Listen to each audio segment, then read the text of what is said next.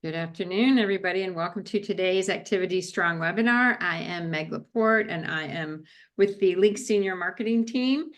For today's webinar, we are providing one free NAB, NCAP, NCCDP, NCTRC, and NZSRDT CEU credit.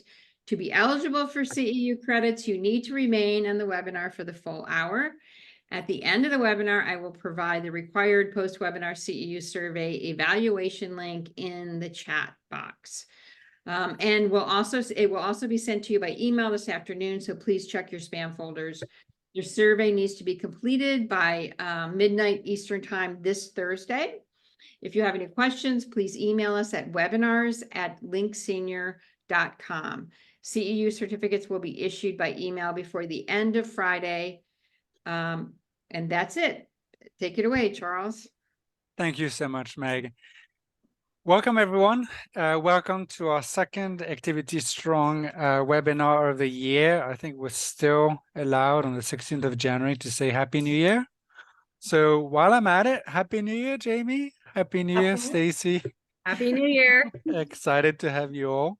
I would also share to everyone, and I'll probably talk about it at the end, that Stacy sent me, were they holiday presents, Christmas presents, something? Kind of, they're just because I saw them and they're just you.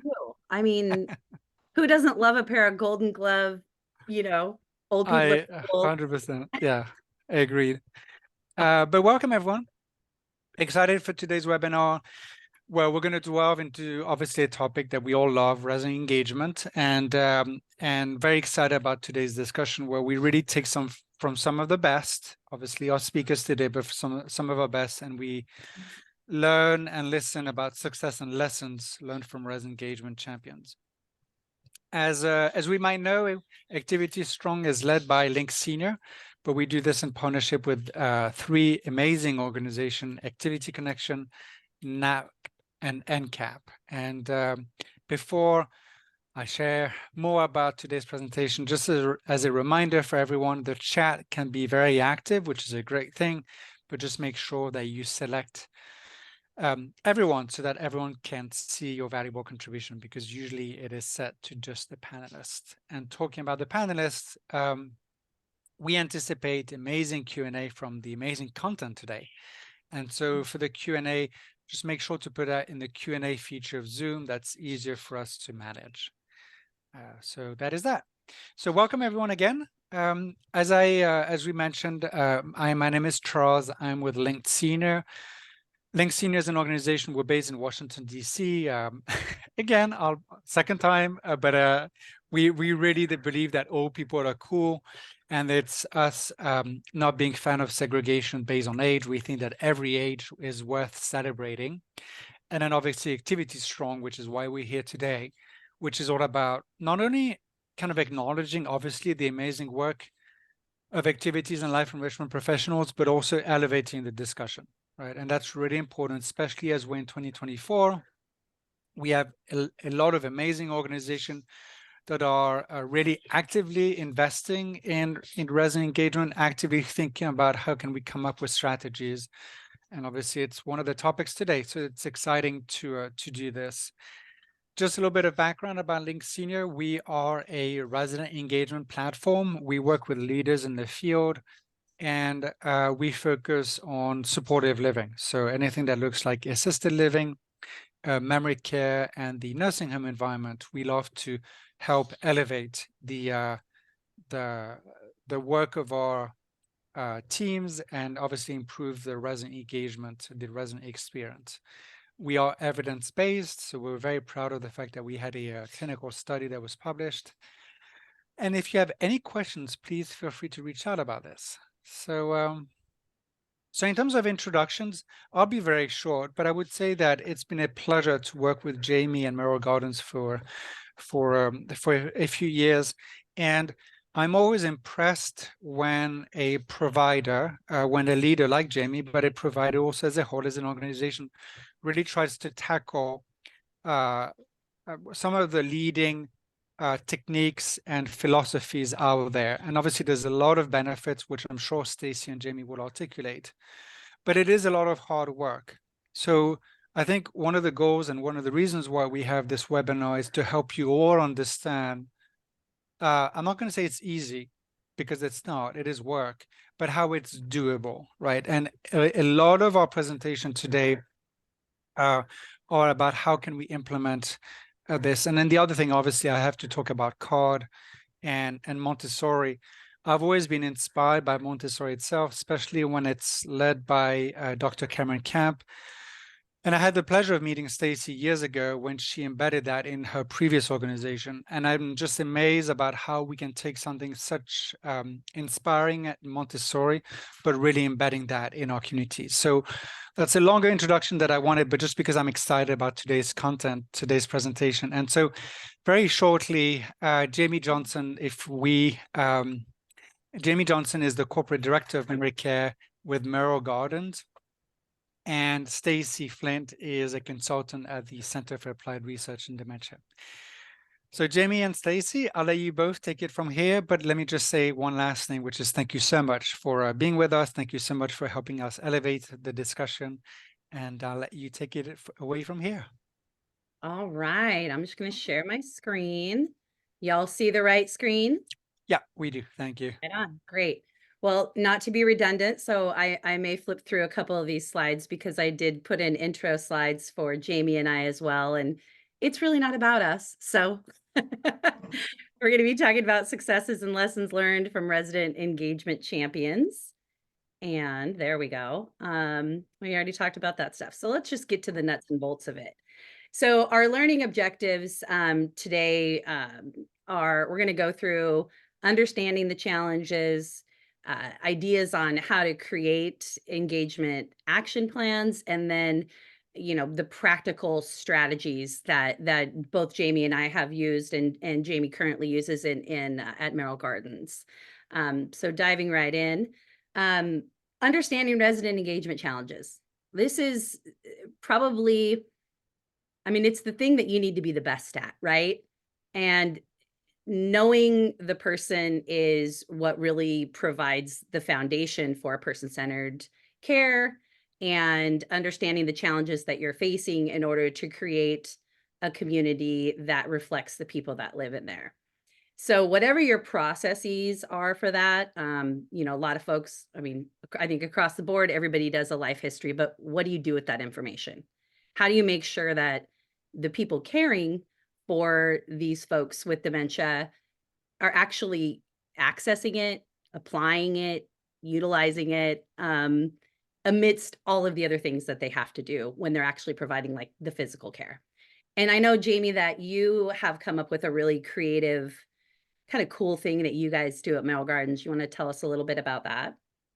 Yeah, sure. So it's the same of what Stacy was saying. We all have some type of life story. I know Charles talked about it in the last Activity Strong as far as paper versus digital and what that looks like moving forward. For us at Merrill, we're still on that life story paper. And I wanted to get that to our care staff. I know that our engagement leader has that and makes copies, but how do I get that to the care staff and to the community as a whole? Right. And so I had created kind of these cards that go on the back door of our residents' back door that basically list, my preferred name is. We do use the Montessori principles. So our residents do help in the community. So the next thing is I help with, and then 3 top things that resident likes to talk about.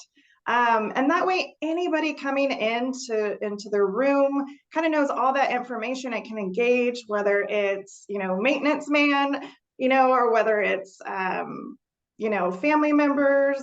Anybody coming in that room can speak with that resident and get them engaged. The cool thing about that is it's HIPAA compliant, right? Yes. You're not exposing any, private information in the sense that it's, tied to their medical diagnoses or anything like that. And I'm sure you have, the residents clearly are involved in, you're asking them and enough history about them that it's prompting you to list the things. The thing I love the most about it is it's simple. Yes. While we have wonderful things like Link Senior, they do have this, this categorizing, aspect to the program. Not everybody has access to that, but pretty Right. much across the board, you have the life history. So figure out how to get that out to people. I've seen organizations do, laminated flip cards, at the med cart, but how effective is that? And you really have to look at your organization and figure out what fits for you. But this is a great idea to take and make your own. I mean, Right. assuming you're okay with that.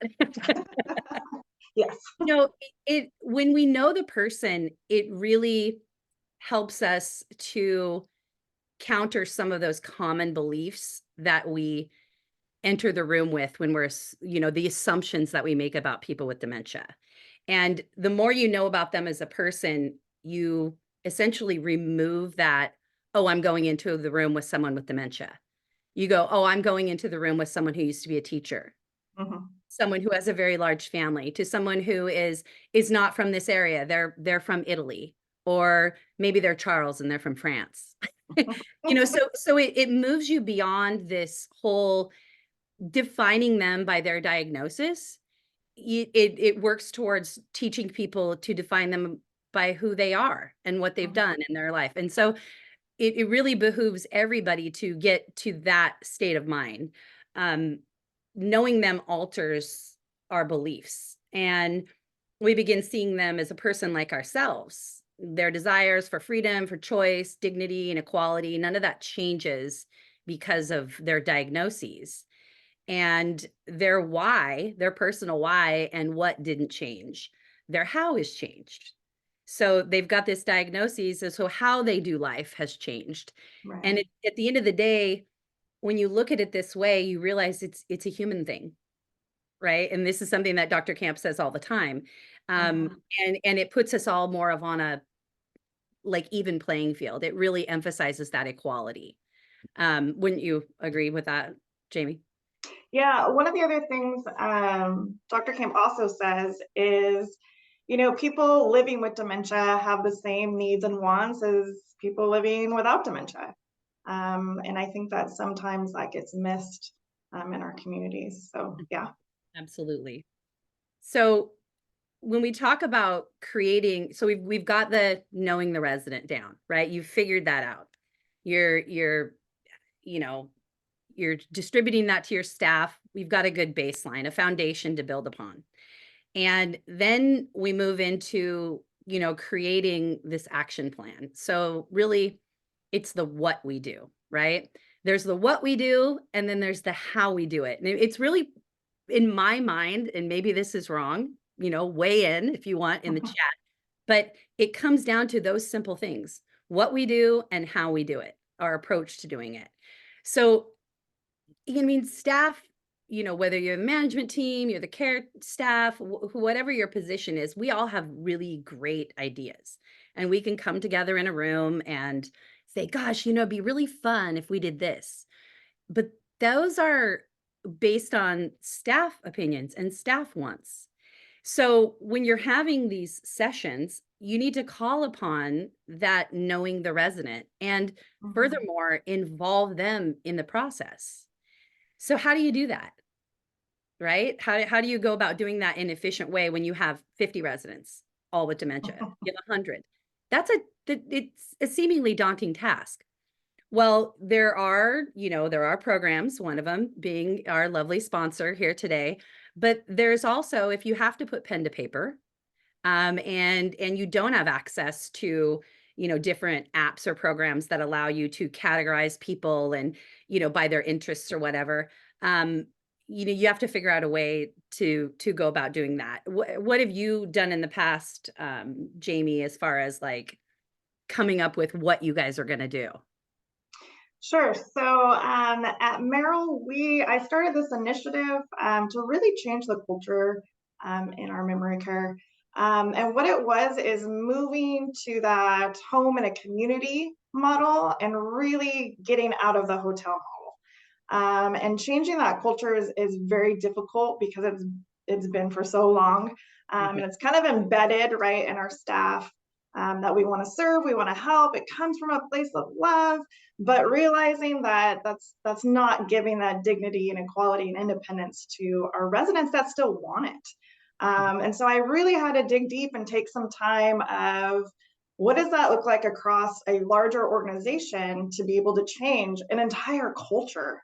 And so what I try to do is just kind of limit kind of goals for rolling this out. So I took that to 5 simple goals that we could utilize, and just start there and building that foundation that we can go off of. So, And you guys, you started with name badges. You Yep. started with just different goals for each community to work on. right. Right. Something that was simple. So being a nurse, I really had the passion of bringing that clinical side and that engagement side together and what that looks like. I've worked the floor, and so I know what that looks like when you have tons of tasks to do, plus engagement, plus they're adding more things.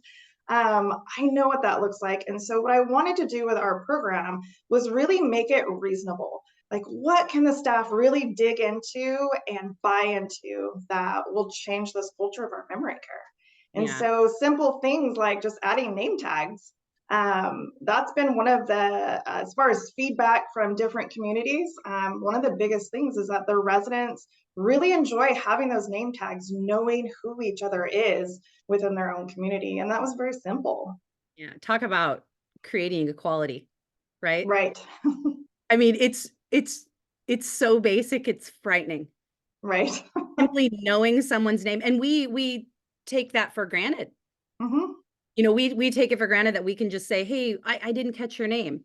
Whereas our folks with dementia, maybe that isn't front of mind. That isn't something that's coming naturally to them. So presenting it in a way where you've got it, front and center, and everybody's wearing them, including visitors, that really just levels, again, the playing field.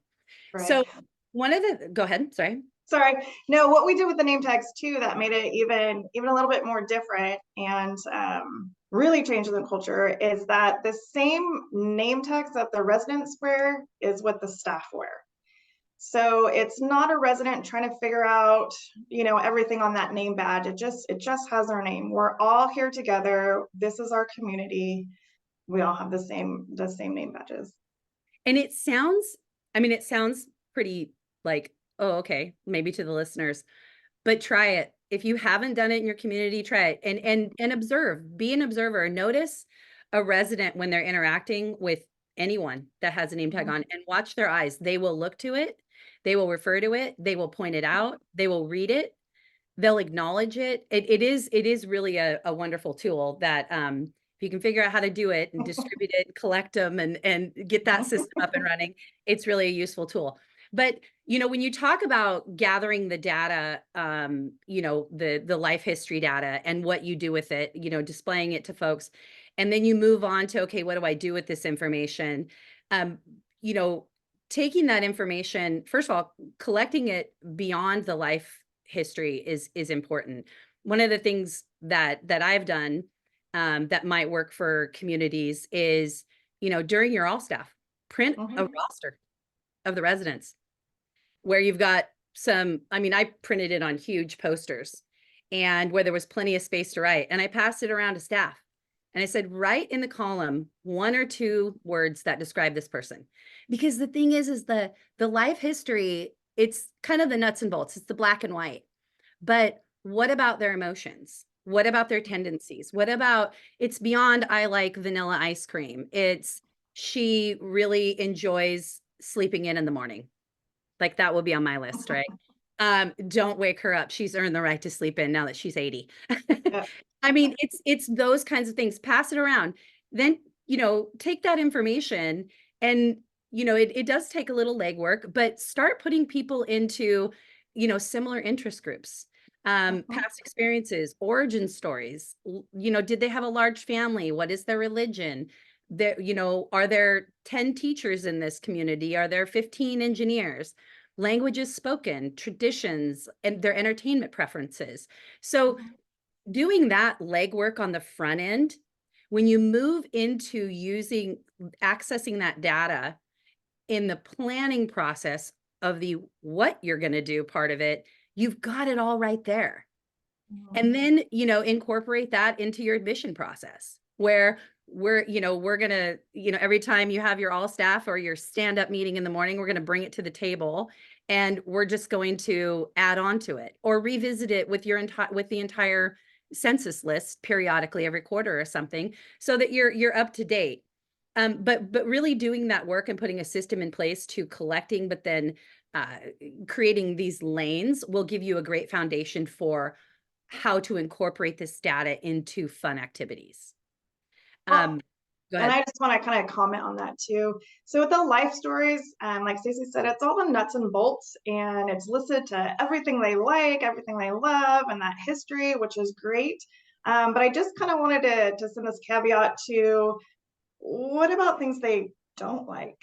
Yeah, true. And how important that is and how much we miss things that they don't like. Yeah. Maybe it is, sometimes I've gone into some of our communities and the staff, love our residents. And so they built like this big, long, just family style table because we're all just going to be great family. And we forget that there might be some residents that don't actually really like that like just maybe one person at their table or, whatnot. So we really need to take that into consideration too, not only just the likes of all of the stuff we get from the life story, but also like, hey, what are some dislikes? Yeah.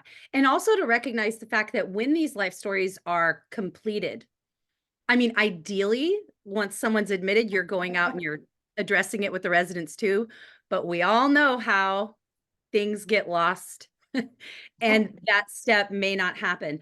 But so you have to take into consideration that this life story was likely written or contributed by the family. Right. And I don't know about you guys, but my kids, their understanding of who I am and my understanding of who I am are vastly different. Yeah. So, incorporating the person who you're actually talking about, who you're actually building this program around and their experience around is a very important element. So we've talked a lot about doing this for our residents, but the one thing that I think is also important is you can do the same thing for your staff. Right. You are building a community, whether it's a Montessori-based community like, Jamie and I are involved with, or it is, any other community there is. The idea is it is a community. Mhm. It's like the neighborhood you move into, you buy your house in or you rent your apartment in or your house or whatever, you move there for a reason because it is somehow reflective of you, ideally. So that is one of the elements that we want to, include our staff in because they are part of our community and we want them to be engaged. So make it about them too. Do the same kind of profile with them. I mean, I know that calling upon my past experience at my previous employer, we had started crocheting. Well, crocheting is not something that like everybody does. And it is something that you can learn, but it's really nice if somebody already has a baseline of that. And it was pretty cool to see, that's not a question that we ask of our staff, who knows how to crochet. But if you get in this mindset where you're collecting this data, you can on the front end build around the common interests that, the crossover points between your staff and the residents. And that kind of came to the surface. So it ended up being where there was a lot of care staff involved in part, and in the groups with the residents to crochet. Whereas normally it's going to be your engagement, professionals, your life enrichment coordinators. But, this is a team, and what a better way to create community, but to involve their personal interests, tie them with the residents' personal interest. And it's beautiful at the end of the day. Yeah, and to kind of on that thought, in some of our communities, our residents actually make birthday cards. And so they give them out to staff during their birthday. And some of them, instead of having just kind of the big resident maybe birthday party for the month, we actually include the staff as well. So it's staff and resident kind of birthday party Again, just trying to implement that community feeling. Yeah. So yeah. Well, and I mean, the challenge for most of us, for most communities across the nation, the world, is staff retention and taking care of our staff. So incorporating them into this lifestyle, inviting their families to join, right? If you have a staff member that really loves painting, and they have kids that want to do it too, make it intergenerational, offer them the opportunity to lead the class. Empower, it doesn't just have to be the person with the title. It also allows them to grow professionally, which is very important for outlook for staff members, to have opportunities to do things beyond what their normal day-to-day is. It maintains a level of engagement that, we're all shooting for. Yeah. So, what do you do with this data at the end of the day, right? You've put everybody in the categories, and you've brainstormed with your staff. You've got their interests. You can really take those ideas and incorporate them into things like public and community events, art shows, demonstrations, readings, performances. Your residents can entertain each other. Offering the resident that was a professional, right? That is it was common for them to do things like we're doing right now, right? It was common for them to speak in front of a group of people. That doesn't have to be gone just because they live in a community. You have a mass of people that you're trying to figure out, what we're going to do for them. Well, you've got this data, you've got these people with these strengths. Isn't that a beautiful thing to access? What is it? Two birds and one stone and all that stuff. So, yeah, we'll go more into like stretching activities here in just a minute, but, so it kind of moves on to you've got this baseline for knowing the resident, what we do, how to come up with those ideas. And I think we'll dive into more techniques on brainstorming and things like that in a minute. But we move on to how we do it. So we follow, Jamie, you mentioned earlier the 12 principles of Montessori engagement, and that you guys utilize them. Obviously, I do as well. And so I just kind of want to dive into those. So here we go. So it basically starts right down here at the bottom left of this screen, inviting the person. And, with inviting someone, approach matters. So that's something that you guys address with your staff with different techniques on, how to get someone to come out of their room. Yeah, so I've actually encouraged a lot of our communities to find that really outgoing resident, that extrovert resident. And instead of it always being the staff going to gather the residents or wanting them to come out, they actually take the resident, and the resident invites, the other resident to the activity, and it's wonderful. And it's also about approach. It's not the yes or no. It's, hey, I think this is an activity you really would enjoy. And making it something, maybe that person can actually lead that activity or assist in leading in that activity, which makes it more meaningful and purpose. And that's really the depth of what we're looking for, right? Meaning and purpose in somebody's life doesn't change because they have a diagnosis of dementia. And so inviting the person, and having another resident invite another resident is pretty cool. Yeah, I've seen, I love this, right? And that's a resident role, right? Yep. They are they're your hostess. Yep. They're your greeter. And I mean, every single activity can have this. Yep. Every single activity can have a resident that's in the room, when someone enters the room. Every single activity can have a clipboard that has a little script on it.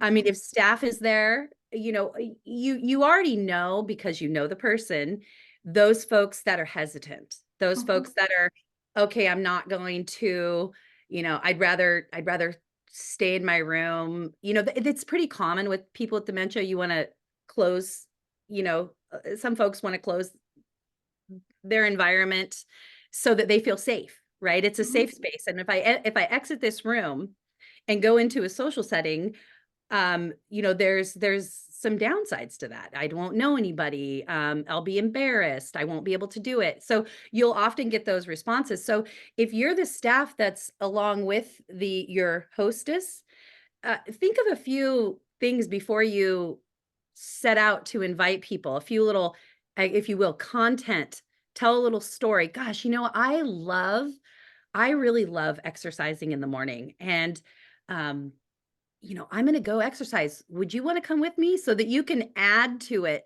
So you think of yourself as kind of pre-planning how to entice them out, because they may really want to come out, but you know, they may also be somebody that doesn't like to be social, but you know this because you know the person, because you've done the work in advance. So, you know, maybe you invite those people, but you don't go full court press on, I know you really want to do this.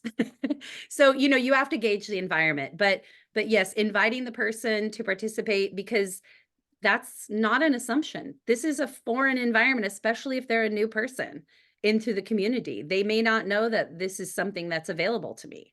So it is important to invite them. And, you know, you talked about a sense of purpose and capturing their interest. Again, we know the person, so we've got some work that we've already done. And, you know, then we move on to choice, enabling them to drive the process. Offering, you know, a person choice whenever possible allows them the option to go for it or to decline. We want to create the runway for them to do that. And that's, you know, comes from inviting them and knowing them. They don't always have to be the receivers. It's time to come down to the dining room, right? They're receivers in that. It's very different than, hey, we're going to have, you know, this little morning meeting. Would you like to join us? Serving coffee and tea. It's going to be great, right? There's a bit of a sell in it. Demonstrating, right? That's something that we have to focus on during engagement opportunities.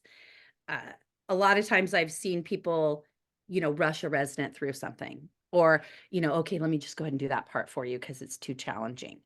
But if you follow these 12 principles and you demonstrate next to them, watch me do what I do, you're enabling them rather than doing it for them.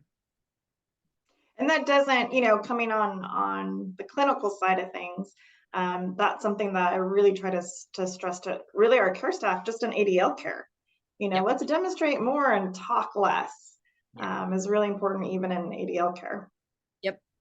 And I mean, the thing is that we undermine them. We disable folks further when we make the assumption that they can't do it, or what, you know, we don't want to sleep on the fact that in recognizing what it does to their self-esteem when they're really working hard at doing something, and then we just go in and finish it for them, right? We want to do things like, you know, just kind of look at the rest of these. We want to slow down, right? We want to go at their pace. Tempo really matters. And we want to enable them with things like visual cues. Those visual cues really allow someone, when they, you know, when they do hit a challenge or they are having a difficulty, to refer to something outside of you, and it's something they have total control over. So they can, you know, refer to this reference point, whatever it is, a sign, a step-by-step that you've got posted for them, or maybe it's just you demonstrating next to them. You know, they can refer to that, and then that just really enables their independence. You know, and in this process, it's also valuable to recognize that there are no mistakes, really. The engagement and the attempt is really the success here. And then we always close by, you know, did you enjoy this? You know, do you want to do it again sometime? I think of this as our survey at the end of the webinar. So you should survey your group, right? You should ask them, right? Involve them in the process as much as possible and enable them. And avoid the assumptions. All right. So here's some examples that Jamie has. Yeah, so this is one of our residents. She was one of those residents that just loved to be up and doing and wanting to be involved and, and everything. And we gave her a resident role, and that was actually she'll kind of do anything that we ask her to do or help with, which is great, and she loves it. But her resident role became setting the table for mealtimes. And we really tapped into that procedural memory where the same time, for meals, we would ask her and we would show her where things were, obviously demonstrating so that actually in the end, staff could just walk up to her and just let her know, hey, it's lunchtime or dinner time. And she knew she'd get up and she'd go exactly to where she knew where all the silver and the napkin rolls were, and she would start to set the table. So the picture on the left is her obviously setting the table. And what I love about this picture is just her face and her smile and how happy she is. And she's actually, as she's setting the table, she's talking to another resident in this picture. And they're both just talking and smiling. And then at obviously the other picture at the end of meals and things, she's wiping down placemat. So obviously she's got gloves on, we use infection control, all that good stuff as far as regulatory stuff. But look at her face with either task. She just feels very accomplished and like she's helping, and just such purpose for her. So yeah, and there's such simplicity in this, and this is a great example of how you can take literally everyday activities, everyday things that are kind of a pain for you and I, that we don't necessarily go, hey, sweet, I get to set the table today, right? But these opportunities are not available. So to these folks, I mean, we would probably get a heck of a lot more excited if, about the simple, everyday, mundane tasks that we assume, that we take for granted, if we didn't get to do them that much. And you can tell this is her happy place. But this whole idea, it spreads to other things. So if you can do this with setting the tables, you can do this with a lot of things. And, yes, I know there's going to be people that are going to push back and say, our family members do not want to see the residents setting the tables. Don't you have staff for that? Or our family members, or I'm not going to just say family members, there'll be other staff that'll say, why is a resident vacuuming? Well, you know what? Because they can, right. and they want to. And you have to think about this generation, right? They are not sit on my hands, I know we've all heard the resident that says, oh gosh, honey, I don't have any money to give you for, you've just brought me my meal. You've just cleaned my room. Let me give you a tip. They want to help. It gives them purpose and meaning. It's not demeaning. And if it is to that person, we're not offering that opportunity. Right. So there will be the pushback, and I get it. And if it doesn't fit the model, not everybody adheres to this idea, and that's fine. But if you're someone that's on this webinar and you're thinking, okay, what other things, like expand your mind, what other things are happening that a resident could be involved in? I would just go ahead. Sorry. Yeah, no, we had, it can be something like this, and actually it can be something really small. In one of the communities, one of our residents, he doesn't really like to participate in sweeping and different things like that. But they do cooking like every Wednesday. And the only thing that resident likes to do is stir. So no matter what, and he'll start to see the cart come out and he's like ready to go, and he gets the spoon because he's just adapted his own resident role. And off of observation for that and looking for those things with our residents, we know that he's the one that stirs. So everybody knows that that's what he does. And that small thing gives him so much joy. And it's really, again, changing that model to home and not hotel. Mhm. Right. So at a hotel, we've all gone, to places and hotels and vacations maybe and have a great time. But I don't know for myself or you, Stacey, but by the end, like I'm ready to go home. Yeah. Like it's great for the first couple days because everybody kind of waits on you and you don't have to worry about anything. But really in the end, I'm ready to go home, right? I'm ready to go back to my routines and my things. And so Mm. that's what we're looking at when it comes to resident engagement is their life, their home. Yeah. What were they doing? What did they do? What can they still do? Instead of just sit and waiting for something to happen to them, we're giving them the opportunity to do. Yeah. Moving them into the driver's seat. Right, right. So much for so long, the philosophy was, purposely or inadvertently, that we entertain, Right. jazz hands, and moving into the thought that the residents can entertain. Yep. Yeah. It's just moving them into the driver's seat. They're not just receivers. And if you truly have a community, then those opportunities are offered. Well, and I'll say this to be in all honest with you, there are some residents that don't want to do it. Yeah. Like don't want a community role, or some residents are like, hey, I pay good money to be here. So you go ahead and do everything for me. And that's okay. Yeah. Not every resident is, gonna take in having a role. They might just like being catered to, and that's okay. Again, it goes back to the very beginning of this webinar is knowing your resident. Yep. What does that look Everything. like for them? Yep. Yep.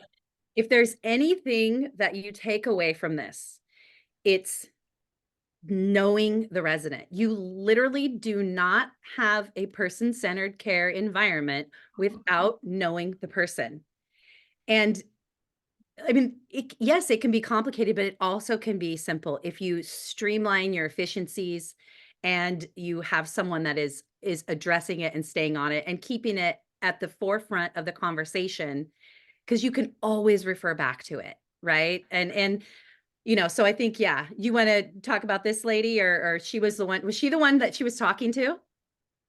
No. Oh, okay. No, this lady kind of the same thing. She's the one, as far as with her role, is she really enjoys doing the silverware and rolling the napkins. And we had one lady that she had come in, not the greatest transition, really struggled, very frustrated. And there was a video that I didn't add. I felt like it would take too long, but she was in there just folding laundry, and we asked her how she was doing, and she was like, good, I like to help. Again, just giving purpose and whatever that looks like for that particular resident. So yeah, this is her role and her task. Well, I personally want to say thank you, because that will be me. It doesn't matter if I am in a hotel, I will be every evening organizing. And I mean, my husband constantly says, like, what will you do if you actually ever decide to go on a vacation and not tidy and clean? It's some people feel comfort in an organized environment. Yes, yes. So, we've talked a lot about, or we've talked a little bit about like the simplicity, taking a very small idea and stretching it and seeing opportunity in every action. The idea, I love the story of the gentleman who stirs, because he doesn't just have, Cameron or Dr. Camp always says, or he'll say, give someone a reason to wake up in the morning. But this gentleman, he's got a reason to be excited to wake up in the morning, right?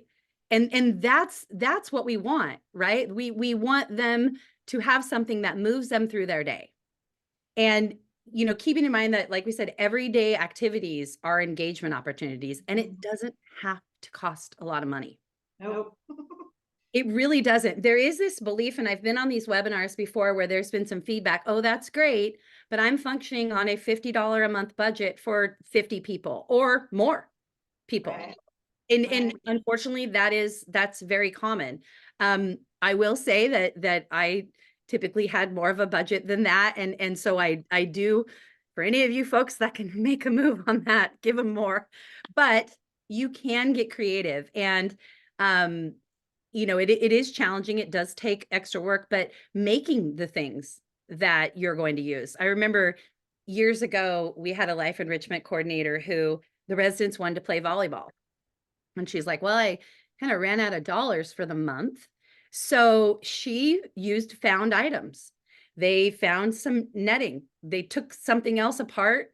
They created poles. They turned chairs around and attached duct tape the poles to the chairs. And they used a balloon for their volleyball. And no one wanted to buy one after that, because the pride that the residents had in making their own, right? They got creative, and there is a real human need to create and to build and to work together as a group to accomplish something. So it may seem like, oh, I'm working on this, bare bones budget, but see the beauty in it and see the opportunity in it. So can I make this? I mean, Pinterest is an addiction, first of all. Yeah. But are there any times that you guys will get creative and make your items like the decorations or something like that for in your communities? Yeah, we had one community that decided we try to do in our communities a resident-led event at least once a month. And that goes from giving our residents 2 to 3 options of what they would like to do for that one big event.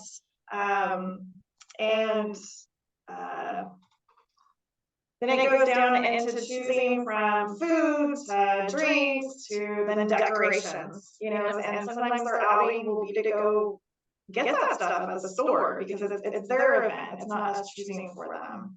Yep. But one thing I wanted to kind of back up a little bit as far as implementation and rolling this out, a year ago is when we're talking about resident roles, it's not all going to happen at once. So I really stress to the communities, don't get overwhelmed. You have 30 residents. How am I going to do all these roles? Really just observe your residents and really start with those residents that have already exhibited wanting to help. So choose 2, 3, 4, whatever that looks like, and just get started there. And that once you get that going, and once the staff, the care staff, start to see what difference that makes, then it can kind of go from there. But yeah, and it's really building, right? Building from one concept and assessing it, and then reflecting on it and going through what I call and practice, right? And I've talked about this before on webinars, but one journey that a community that I worked at had set out on is they had a number of residents who were artists. And I just love this story because they took down all of the photos, like the canned art, the stuff that we buy to decorate the buildings and blah, blah, blah. And they replaced them with all of these residents' artwork that they had done in their younger years. They were actual artists, but you could do that with people who aren't artists as well. And that was sort of the first idea, like, oh, this will be great. It's a community, it's reflective. If we made art ourselves in our home, we would put it up. And then it expanded into, why don't we, have an art show? Which, okay, that's great. So invite the community. Your marketing people are going to love that. I was a marketing person, loved it, thought it was amazing. Then it expanded to, well, what do they do at art shows? Well, they feature the artist. The artist gets their moment. So of these folks, or any others that were involved, do they want to have the opportunity to speak to the group? One of the residents whose art was on display, her daughter had slideshows, photos of all of her old art. So she did a full slideshow with her mom, who was a resident, as this sort of pinnacle of the event. She was up there, you know, the daughter helped during as she was speaking, picked up where, you know, she kind of had some fumbled moments, and it went off beautifully. That also then expanded our headset into what about an art auction and involving all the residents. So we already do this art for the Memories in the Making for Alzheimer's. So we have all of this excessive art. So why don't we frame that? We put it on display. We have a nice cocktail party. We invite the public. In fact, Dr. Camp came to it. We had, go ahead. Yeah, we did the same thing at Merrill. Actually, the painting behind me is done by 3 residents from that community, and we did the same thing. We framed it. They made a huge art auction off of it, invited the community to where the mayor was there, the hospital president was there, you know, our president was there, and it was just great. And the residents just loved it. They were so excited for their art auction and art show. Mhm. So. And there's so many ideas like this. So that's the example of art. But like, just to get you guys kind of thinking, you know, what about, I mean, a farmer's market in the same way, right? I've done one of those in the past, but you can do where your community becomes known for that. What about, you know, doing your own health fair, but where your residents are the ones putting it on? You know, where they do an intergenerational fair, where the residents are teaching children. I mean, you can take anything that's happening in the community, go on, you know, just look around you and say, oh, you know, we could do that. We could take that same idea. And you see this stuff, right? You see this stuff on TikTok and you go, dang it, why didn't I think of that? Like, we do something similar. Man, we could do that. But opening your mind like that and getting past that barrier of, well, they can't because they have dementia. You know, you know, they're never going to be able to pull it off. But I always used to say, hey, I may not be able to say, you know, Sally, our resident, will you please go make some chocolate chip cookies and leave it at that. But dang it, if I can't get 30 of my residents together and, you know, watch and observe and give us feedback, and 5, you know, be the ones that make a great batch of cookies with some external cues. I mean, we have a heck of a team to be able to do that, right? We got a lot of legs and a lot of minds and a lot of hands that can get in there and make a really great batch of cookies. So, you know, you have all of this access to all of these people, and everybody has a role that they can play. Like when you think about the art show, you can have someone that greets people at the door. You can have someone that, you know, is passing out drinks. You can have someone that's standing by their art, describing it. I mean, there's a role in everything you do. So anyways, that's kind of where we're at. I, you know, would just encourage, I don't know if you have any other words, but I would just encourage that everything you do, take time to reflect. Don't discard it if it went south. Just enhance it, because you've already done a bunch of work on it, and there's probably something there that you can do to make it better next time. But try to figure out your signature, become known for that, invite the media, and people then take notice. And when it's time for them to look for a place, then they've got you front of mind, because you're like, what about that really cool place? Merrill Gardens, it's in Santa Maria. Any words that you'd like to share, Jamie? No, I just thank everybody for coming and kind of listening to us chat, and hope that you guys have gotten some great ideas to go forward. Yeah. And I think that, Charles, I'm going to stop sharing my screen. Are you out there? There he is. There. Thank you so much. Hey, Jamie, there's a slight echo with your microphone. It happened at the end, so Yeah. maybe it's just a change. But thank you so much for the conversation. Jamie, I really like one thing that you repeated several times, actually, which was this notion of not being in a hotel, right? This parallel between the hotel and the home, and that is so that's so true, regardless of where we are on this physical cognitive journey. It reminds me of this book by Jill Vitale, Awesome, which is all about creating citizenship. I don't know if you read it. I can send it to you. But anyway, there were quite a few questions. Obviously, two that I thought were interesting. One of them was there were several people in the chat talking about the fact that they felt that these cultures were easier to create when we have 20 residents. But the minute we have more, like 100, or in your case, Jamie, when we have multiple communities across multiple states, you know, how do you, quote unquote, scale it? So Jamie, I don't know if you have any thoughts about that, any lessons learned there? Yeah, it comes down to honestly just starting simple. You know, maybe just starting with that one thing, and what that looks like for those communities. Yeah, AmeriGardens, we practice in 17 states. And as far as our communities, I believe we're up to 47 that have memory care in them. And so it has been a challenge, you know, to move a culture forward. And but I would just say probably just patience and just starting simple. Yeah. And the name tag thing that you mentioned, there's a lot of comments about the name tag, a lot of advice going back and forth. That's a great way to start, isn't it? It really is. It really is. It's something very, very simple. That takes a lot of effort. I think I was kind of got distracted in reading the comments as they kept coming up. As far as, oh, you know, residents will just take them off. Or I had a lot of pushback in the very beginning with really more clinical staff, you know, because we're all worried about regulatory survey, all that type of stuff. And, you know, they're going to get lost, they're going to put them in the toilet, you know, et cetera, et cetera. And my comment really back was, okay.